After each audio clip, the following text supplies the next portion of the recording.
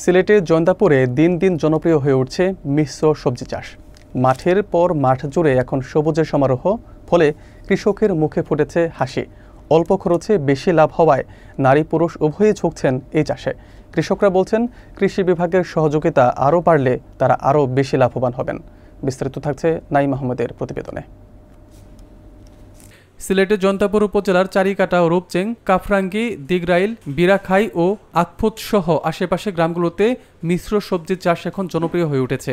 এসব এলাকায় মাঠের পর মাঠ এখন সবুজে ঢাকা, যেখানে একসাথে চাষ হচ্ছে বেগুন, লাউ, শিম, বরবটি, কুমড়া সহ নানা জাতের সবজি। কৃষকরা জানাচ্ছেন, এক মৌসুমে একাধিক ফসলের চাষে সার, সেচ ও শ্রম খরচ কমে আসছে, ফলে লাভ হচ্ছে দ্বিগুণ। স্থানীয় বাজার ছাড়াও এসব সবজির ব্যাপক চাহিদা রয়েছে সিলেট ও আশেপাশের জেলায়। কৃষকরা বলছেন, কৃষি বিভাগের পরামর্শ ও প্রযুক্তিগত সহায়তা পেলে তারা আরও উন্নতভাবে চাষ করতে পারবেন। উপজেলা কৃষি কর্মকর্তা জানিয়েছেন, কৃষকদের প্রশিক্ষণ ও প্রণোদনা প্রদান অব্যাহত রয়েছে, যাতে তারা নতুন কৃষি প্রযুক্তি গ্রহণে উৎসাহিত হন। উপজেলা কৃষি সম্প্রসারণ অধিদপ্তরের তথ্যমতে চলতি মৌসুমে সবজি চাষের লক্ষ্যমাত্রা ছিল ২,৪৮০ হেক্টর। এর বিপরীতে চাষ হয়েছে ১,৪২০ হেক্টর।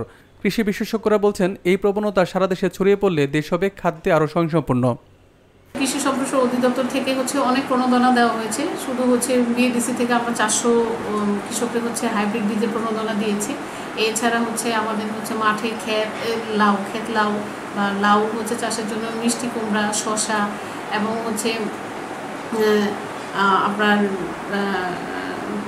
বেগুন, এটা চাষের জন্য প্রণোদনা দেওয়া হয়েছে এবং প্রত্যেক ক্যাটাগরিতে প্রায় 180 করে মোট 540-এর মতো প্রণোদনা দেওয়া হয়েছে। এবং আশা করছি কৃষকরা এবার সবজি চাষে অনেক বেশি লাভবান হবেন এবং মাঠে অনেক বেশি সবজি আরও উৎপাদন বৃদ্ধি পাবে। আমরা আমাদের যেহেতু জৈন্তাপুর উপজেলা সবজি হয় এবং যে সবজিটার একটা অন্যান্য বাজারে ব্যাপক একটা চাহিদা আছে, সেজন্য আমরা কৃষকদেরকে সার্বক্ষণিকভাবে আমরা পরামর্শ দিয়ে দিচ্ছি। আমাদের মাঠ পর্যায়ে যে সকল কর্মকর্তা কাজ করছেন, তারা মাঠে থেকে কীভাবে প্রদর্শনী বাস্তবায়ন করতে হবে, তাছাড়া তার মাঠের সবজি কীভাবে যত্ন করতে হবে, কীভাবে লাগালে ফলন বেশি পাবে, সার্বক্ষণিকভাবে সেই পরামর্শ দিয়ে যাচ্ছে। সবজির লক্ষ্যমাত্রা ২,৪৮০ হেক্টর। এখন পর্যন্ত আমরা প্রায় 50% 1,420 হেক্টরের মতো করতে পেরেছি এবং আমাদের যেহেতু এটা চলমান আছে, আশা করছি যে আমাদের লক্ষ্যমাত্রা থেকে আমরা ছাড়িয়ে দিতে।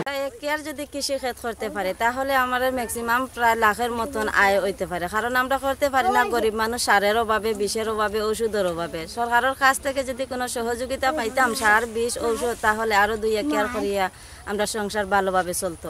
2 বিঘা টমেটো হতো, এখন সমস্যাটা আমরা ধরতে পারছি না।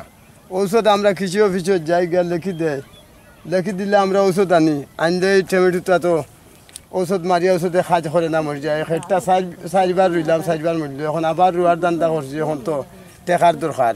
সরকার থেকে আমরা সার, বিষ এটা কিচ্ছু পাই না, ঔষধটা কিচ্ছু পাই না, আমরা লাগে দেয় না। কোনো অফিসারও এখনো আসে না, দেখেও না। এখন কি চান? এখন আমরা সরকার থেকে কিছু সহযোগিতা দিন, বিষ, সার পাই, তাহলে যেমন আমরা একটু বাড়াইয়া খাত করাল যায়। 1 বিঘা টমেটো খরচ হয়ে যায় বহুত, 4বারে বালা মতো হয়ে গেলে খরচ তুলিয়া লাখের মতো পাওয়া যায়। করছি 1 বিঘা 30-35 হাজার টাকা খরচ করছি। বর্তমান 1,20,000 30,000 মতন বেচছি।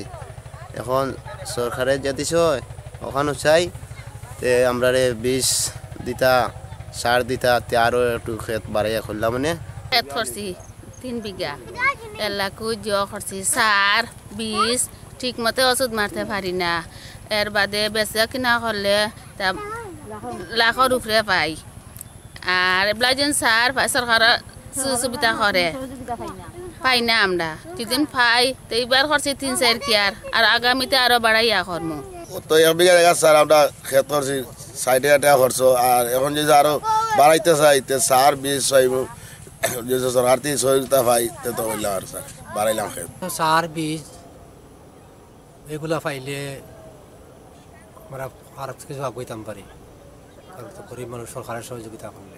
আমরা গরিব মানুষ 4-5 কেয়ার ক্ষেত করছি, কিছু ক্ষেত করছি, সার, বীজ কিছু পাই না।